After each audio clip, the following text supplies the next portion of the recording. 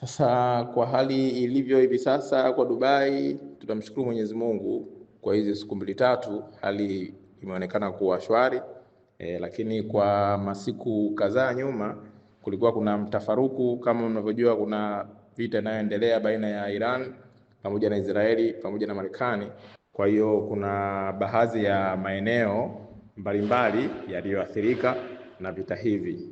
Kiukweli tulikuwa kwenye hali ya sintofahamu, kwa sababu ukizingatia kama hivyo milipuko ilikuwa ni mikubwa, na baadhi ya maeneo ambayo wengine tuliokuwepo tulipata kuona hiyo milipuko na kuona baadhi ya makombora yakiwa yanahama kutoka anga moja kwenda anga nyingine. Kiukweli tulikuwa kwenye hali ya kuogopa, hali ya hofu, hali ambayo haielezeki. Lakini tunashukuru barozi walikuwa bega kwa bega kutoa taarifa kwa kila linaloendelea. Tulikuwa tunapokea alarm endapo kuna sehemu wanashambulia, lakini kikubwa zaidi tukaja tukagundua kwamba ni anapiga baadhi ya maeneo ambayo kulikuwa kuna kambi za Marekani.